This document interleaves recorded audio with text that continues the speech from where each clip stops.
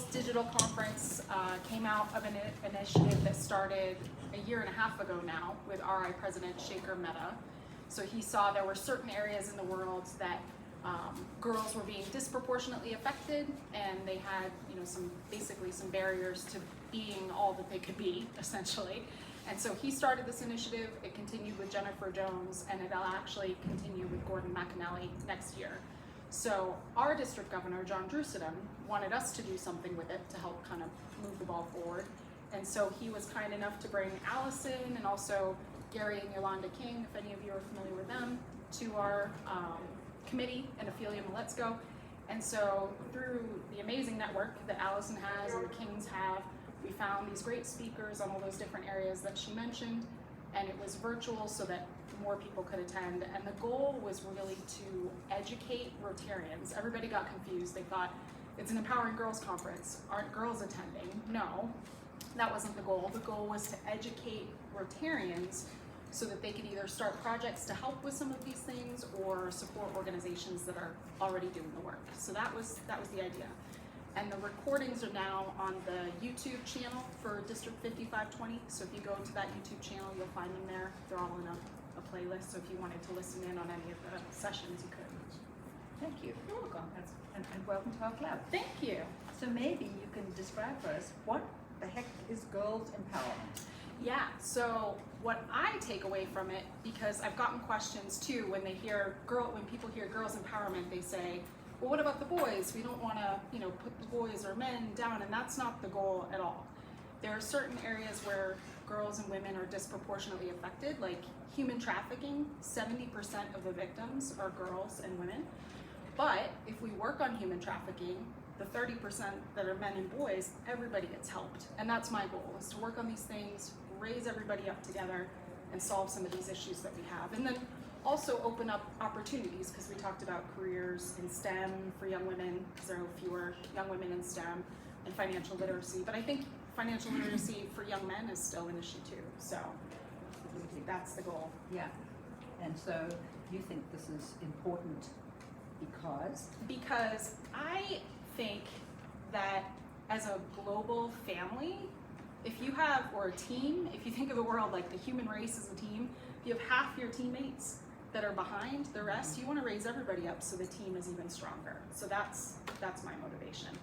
And how does this relate in New Mexico? We have quite a bit of all those issues that you mentioned. Human trafficking, we're deeply affected because we're a border state.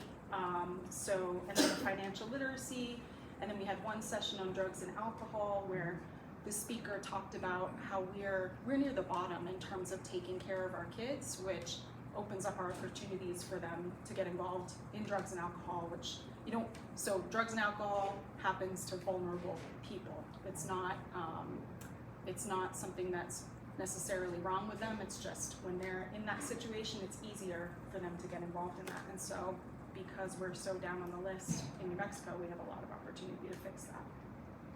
Great. So the purpose of the conference was to educate Rotarians. Right. Now we're all educated. What do you want from us?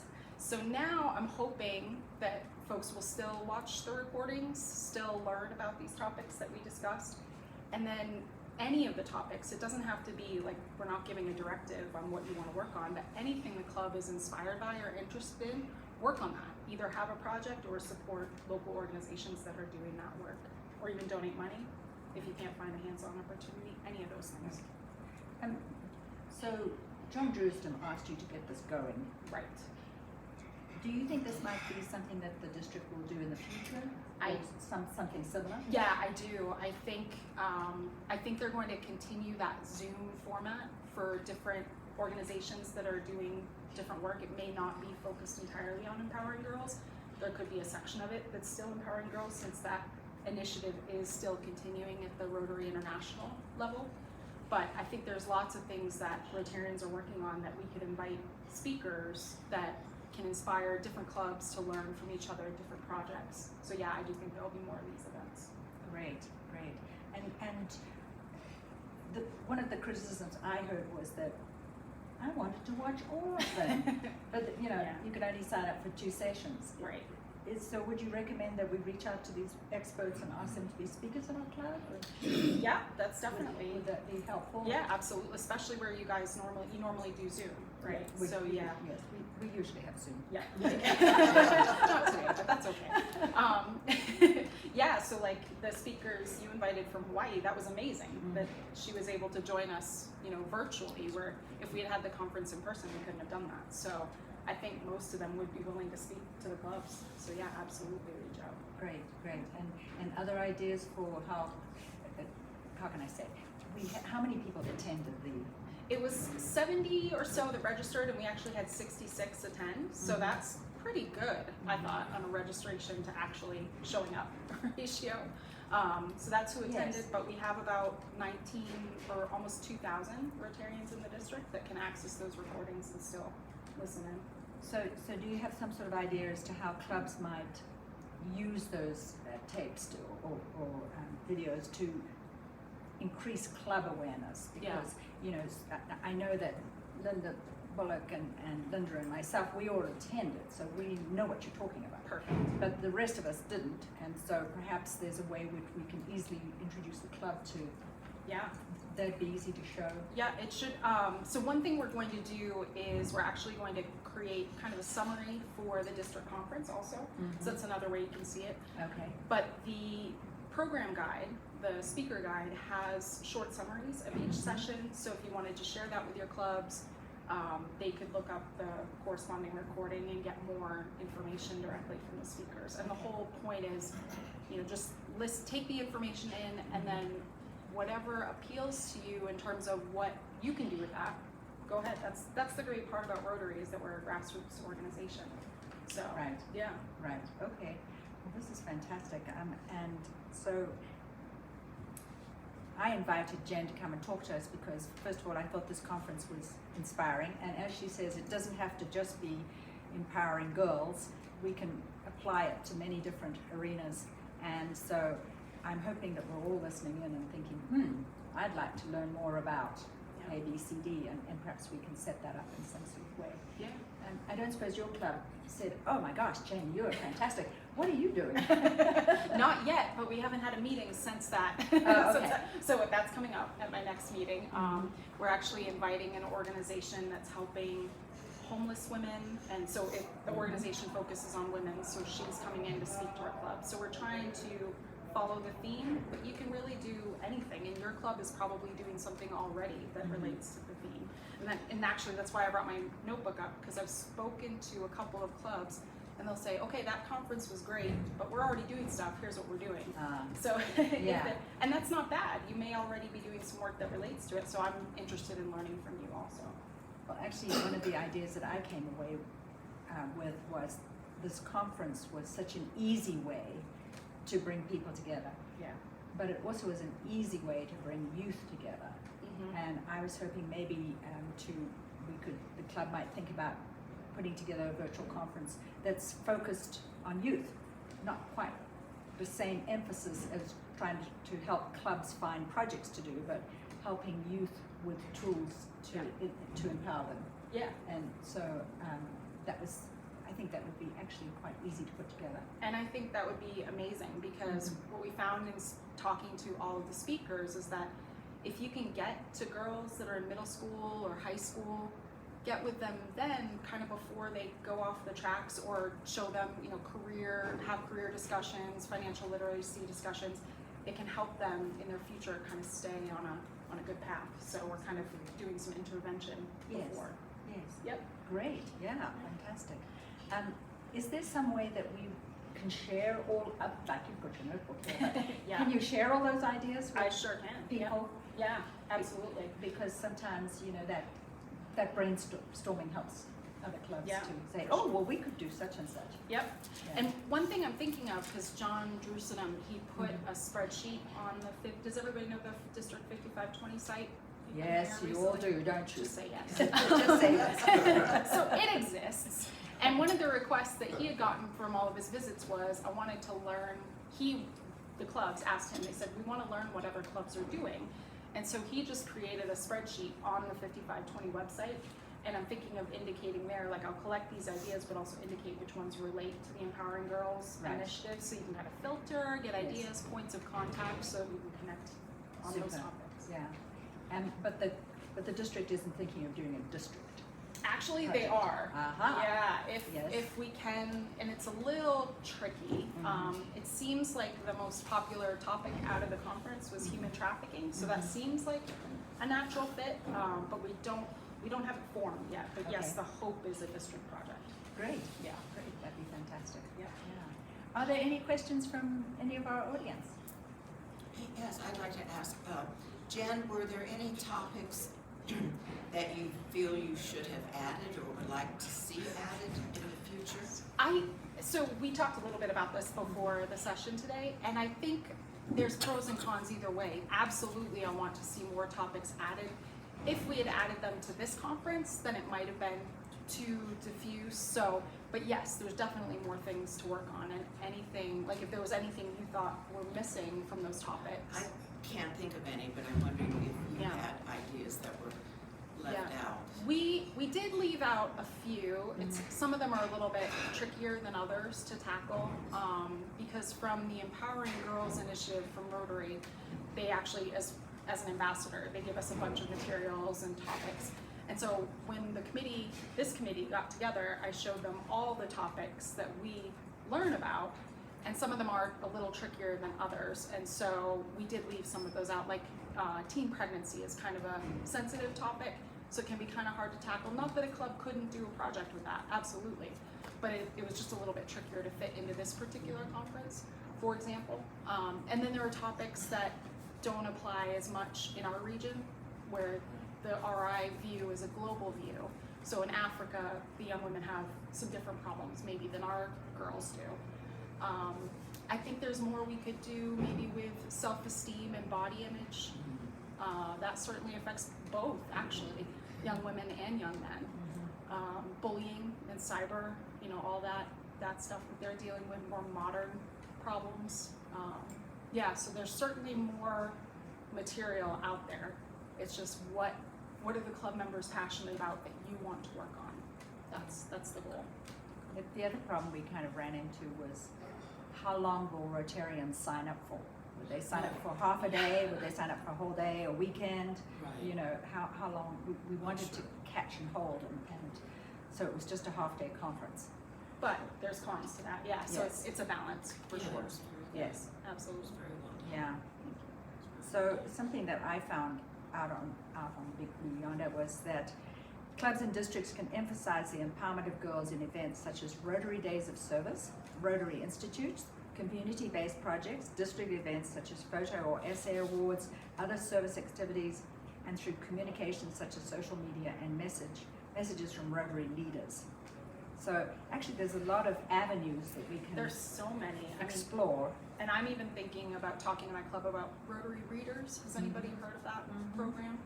So you go into elementary or elementary schools typically, and I figured the younger that we're making those connections, like yes, you're reading to them, but you're also interacting with them. You can ask them about their day, try to understand what difficulties they're having, and we can have a positive influence on them at that young age. Right. And there's also a lot of Rotary action groups. We don't really use our Rotary action groups, but there are a lot of them out there, especially on the Rotary International website. Yeah. And they will have resources and guidance and project ideas, so it's another place to look. Any other questions? Oh, that's good. Then we'll do Jen, have there been any particularly inspiring ideas or unusual ideas that have come to you since the conference? Something that was maybe just a little bit out of the mainstream that you might not have expected as an idea? So far, no, but I will also say I needed like a week or two to rest up after all that. And then actually go around and start collecting the ideas. So I think something will come. I'm just early in the idea gathering phase at this point. Well, when did we start the committee? When did we first start meeting? Because we came together very quickly and worked darn hard. Yeah, we did.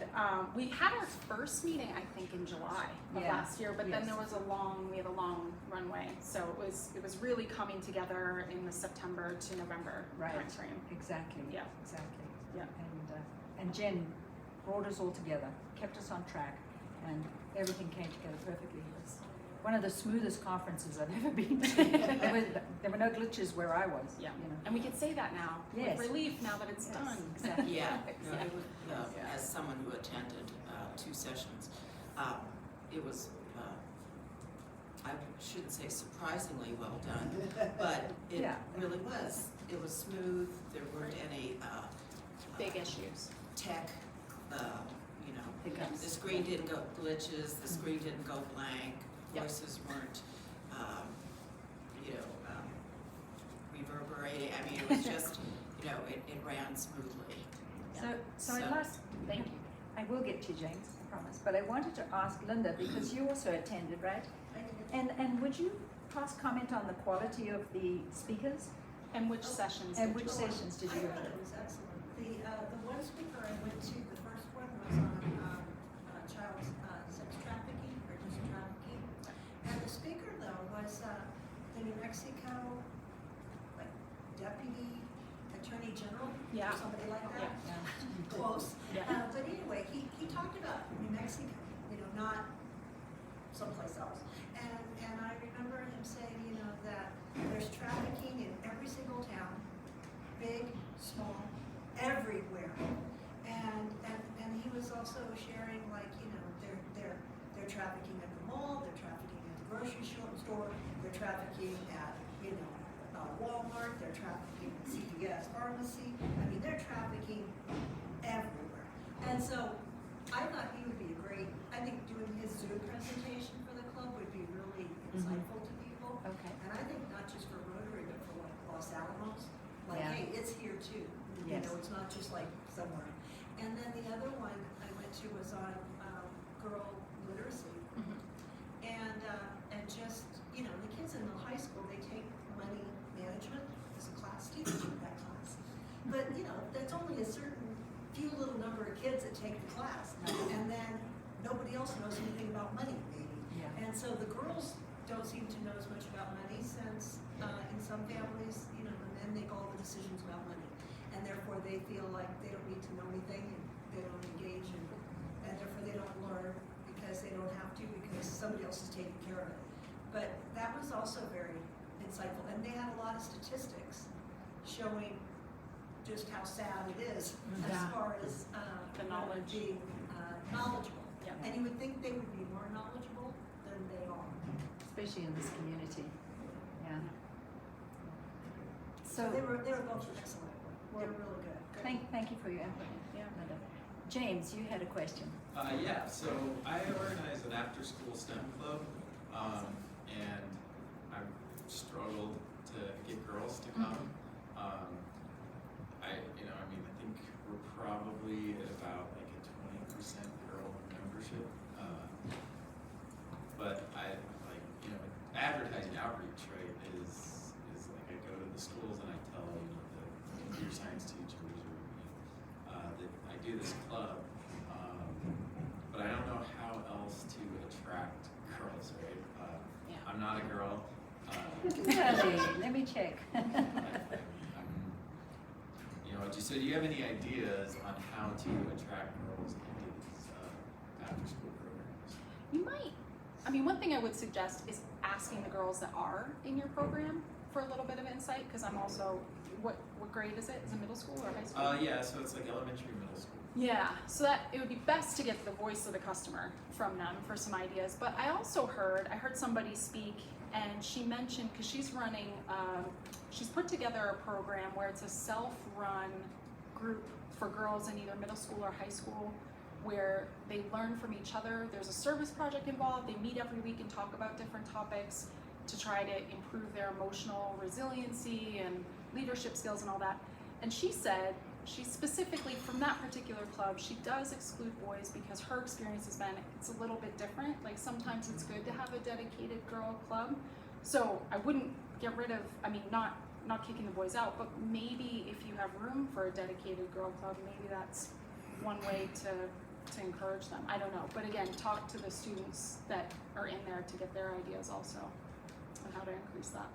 Yeah, I think you're totally right. What I've seen is sometimes the boys kind of crowd out or Yeah. are a little more. And they don't, I mean, it's just, aggressive, yeah, right? like that was her experience, and Yeah. that's why I'm sharing that, because her experience was the girls, if it was just girls, they tend to get more confident at that age, and then, you know, they're out kind of leading from there, but again, see what your girls are saying. Yeah. And James, we need to speak later as well. I have some tips. Awesome. So, yeah, Good. it'd be great. Any other questions? Well, that's fine. Well, Jen, I want to thank you so much for welcome. coming Thank up you. here Thank and you. speaking to us all the way from Albuquerque. Long journey. Yeah, and we have enjoyed having you. And thank you for all the work that you're doing in this Sure. meeting. It's Thank you fantastic. so much. Stay in touch with us.